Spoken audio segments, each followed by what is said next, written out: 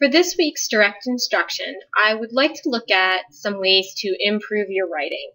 Part of your final exam this year will include a writing component where you will be graded on your ability to write a good essay. So I'd like to specifically look at using transitional expressions in your writing. Transitional expressions are used to connect ideas in your writing. They're words and phrases that help to define specific relationships among your ideas. And it's important to understand that they join independent clauses. And remember that independent clauses are in themselves complete sentences. They can stand alone and they can express a complete thought.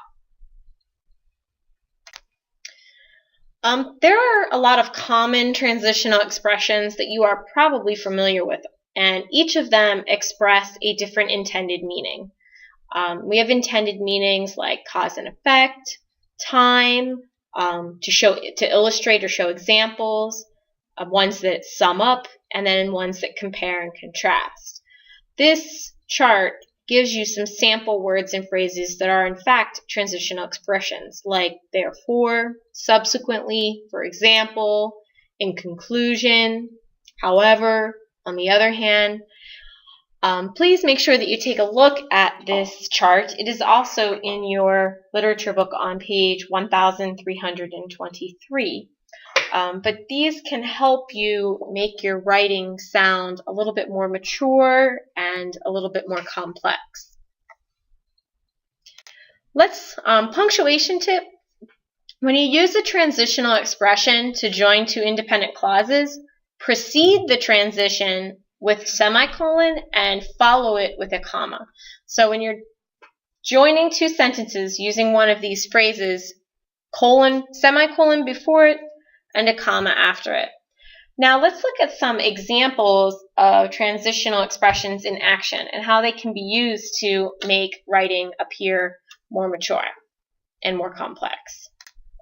Here's our first example. The original sentences are very choppy.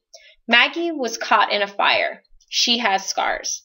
Those sentences seem like they would be written, by a fairly unskilled writer, maybe who doesn't quite have a great handle of how to write complex sentences. The revised sentence reads, Maggie was caught in a fire. Consequently, she has scars. So now we have joined these two independent clauses, and we're showing how they are related. One has caused the other to happen. And also please take notice to the semicolon before the expression and the comma after it. Another example. The original sentences, Dee couldn't wait to leave. Maggie likes living with Mama. At first glance, these two sentences seem incredibly disjointed. Why would one follow the other? The revision makes the relationship between these two ideas much, much clearer. Dee couldn't wait to leave. In contrast, Maggie likes living with Mama. So we're seeing that these are actually two different viewpoints about living in the original family household. Dee couldn't wait to move out is what it really means, while Maggie likes living there. She enjoys being with her mother.